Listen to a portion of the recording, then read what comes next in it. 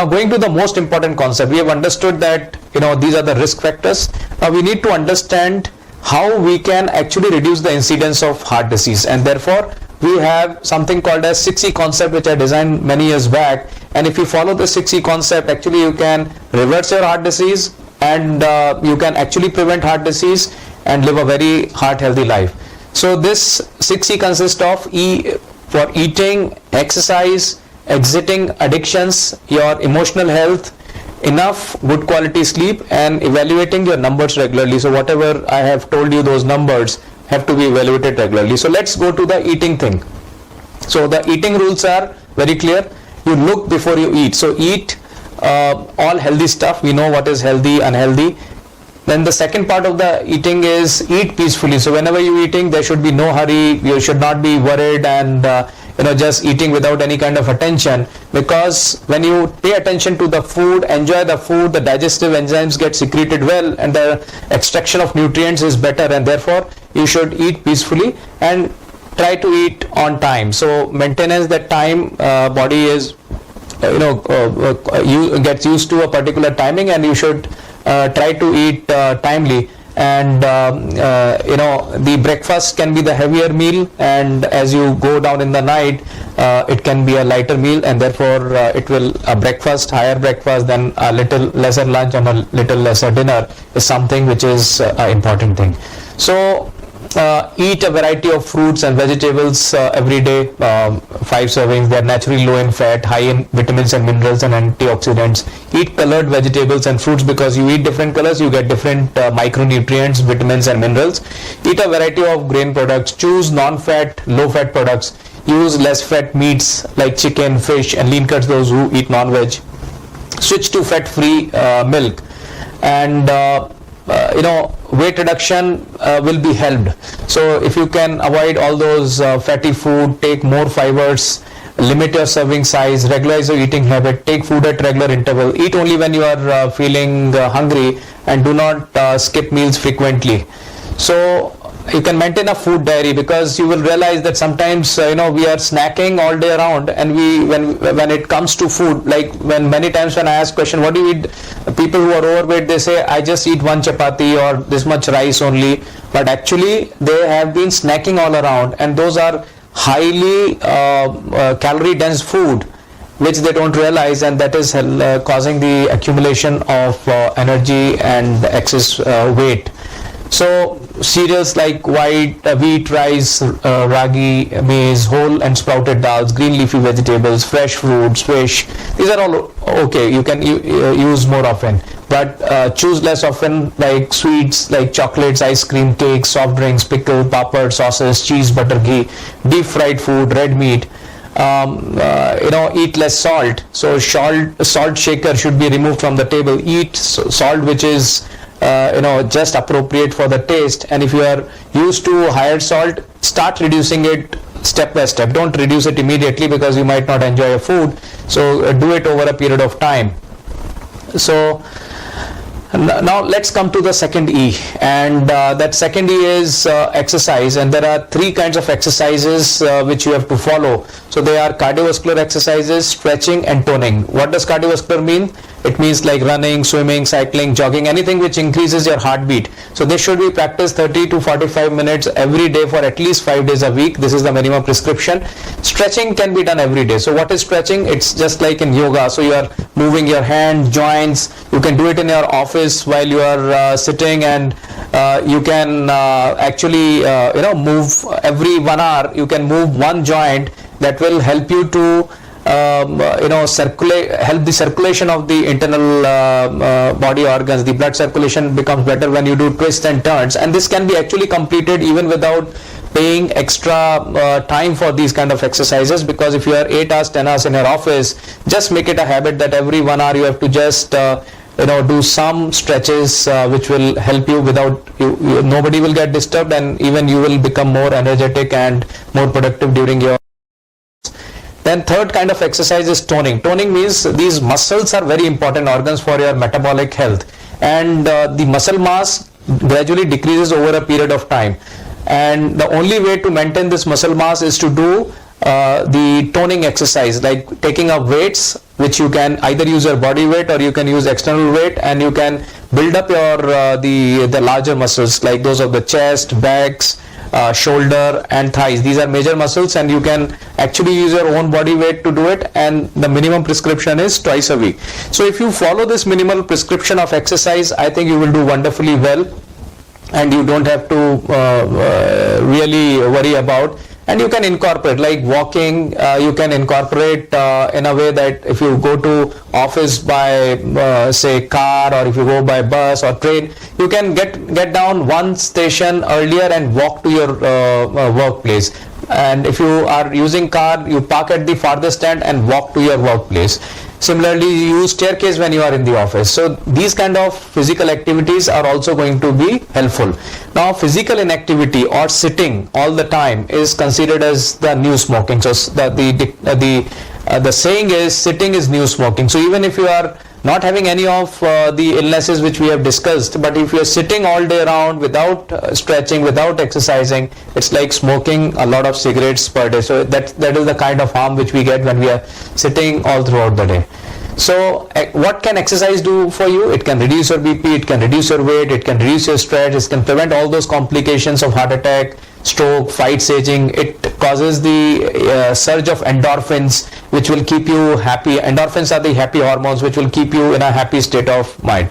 So make exercise a part of your life. As I told you, you will not realize, but that compound effect, we say the compounding is the eighth wonder of the world. So these little actions which you will be taking for yourself, you will actually build up a very good immune system, very healthy body over a period of time. So complicated exercise machine or sweating, is it needed? It's not out in the gym, it's not essential. You can do whatever I've said on your own. Now the third is exiting addictions. No addictions are good, and especially if it is tobacco related or smoking related, they are definitely they should be zero, and because they are very harmful. Even the secondary smoke, suppose somebody is smoking, which is called as passive smoking, is equally dangerous as you smoking the cigarette.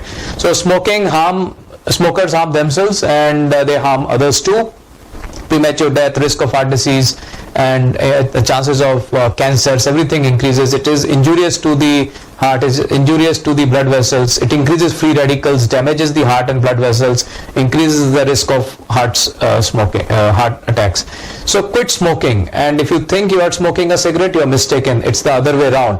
So it's the cigarette which smokes the health out of you. So please, if you smoke, stop smoking. If you are a smoker, smoke in a lonely place and reduce it. I would say stop it, but in case you are not able to do it soon, don't smoke with your friends, and you can take a professional help to get yourself de-addicted if you wish to do so. There are many other ways where you can keep your mind activated, you can keep your mind energetic. So smoking is the easiest way, but if you go to meditation and all those things, they can really elevate your mood and can do really wonders. So think before you light another one. Now, when we are talking about all these things, whether it's about diet, physical activity, tobacco, all those exercise, it is not only benefiting the heart health, cardiovascular health, it is improving the brain health, it is decreasing the chances of cancers, diabetes, lung disease, bone diseases, oral health and mental health. Everything is going to get benefited because they are all lifestyle disease. And when I'm talking, because I'm a cardiologist, I'm talking from the cardiovascular perspective, but these are the kind of advantage which you will be getting. Now coming to the emotional health, these emotions are very important. Sometimes we are angry, we are stressful, we have all kind of negative emotions, and negativity is something which is quite easily it comes to us. And therefore we need to develop a mechanism where we can remain happy, we can remain optimistic and positive, because any kind of negative emotions are going to impact us. So when we get angry on somebody, when we shout at somebody, when we are under stress, it is the first person to get impacted or affected by those kind of thing is us. So it's like throwing a burning coal at somebody. So when you pick up the coal, you will get burned yourself first. Your fingers are going to get burned, and when you throw it at somebody, that's the anger which you are throwing, the other person might get hit by it or may not, he might dodge himself and get saved. So remember, when you are getting angry, you need to get your work done. If you are a boss, if you have people to look at, you need to have the discipline, but that discipline should not cause changes in your body. So if you want to be angry, you can be angry, but inside you have to be cool. So if that anger should be for just as you say you are enacting in a movie, so you want to make everybody understand that discipline is important, but it should not impact your inner structure, because there is an adrenaline rush, there's a hardening of artery, a lot of ill effect happen when you are angry. So it increases the BP, it increases other complications, negative feeling, it adversely affects the productivity and so many things. So how do you relax? You spend time with the person you like, think positive, remember the things that are good in life, enjoy music, do gardening, read books, take deep breath, take a good stretch, take a hot water bath, massage the tense muscles. These are some of the ideas. You can choose the one which helps you the most. And what I have done typically over a period of time, because these positive and negative cycles happens in everybody's life. I may be talking about the positive health, but there are situations where I myself feel negative, but I have written it down that these are the things I will do when I am in a negative state of mind. And I go back to those notes that these are the things which make you positive instantly. So you will have to discover your own things and write it down, because when you are in despair, you just forget that what will you need to do, improve your mood. So you go back to those notes, you refer to those notes, and then you will realize, yeah, I do this activity and I become quite with an elevated mood. So coming to the fifth E is enough good quality sleep. So if you snore, if you don't feel fresh getting up in the morning, and that means the quality of sleep is impacted, and you should complete 4 sleep cycle. One sleep cycle takes about 1.5 hours. 4 to 5 sleep cycle is something which is very important for us to get a recovery of whatever wear and tear has happened all throughout the day. So 4 sleep cycle means 6 hours. 5 sleep cycles means about 7.5 hours. So 6 to 8 hours is the timing which everybody should be sleeping every day to maintain the good cardiovascular health. If you are snoring, if you are not feeling fresh, probably you need a sleep study, because snoring causes obstruction of the oxygen to the body, and this can produce a stressful state. So even if you are sleeping deeply, जो हम बोलते हैं कि घोड़े बेच के सो रहा है with very deep sleep, but still you might be actually starving your body of oxygenation. So you need to see a pulmonologist who takes care of this the sleep study if you have any of these symptoms, and that will tremendously improve your energy level. It will start reducing your blood pressure, diabetes will come under control, because sleep apnea has many deleterious effect on the body.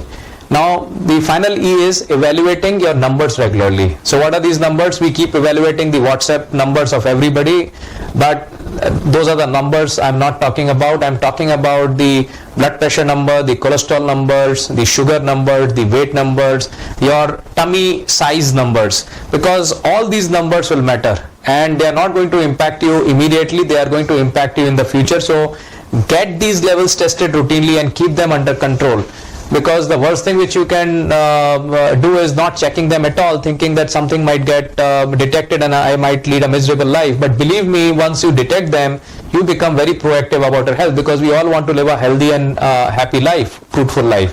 So the only thing worse than finding out that you have one of these conditions is not finding out that you have it, because if you find it on time, it is said stitch in time saves 9. So if you find it on time, you will be able to save a lot of complications which occur because of these disease.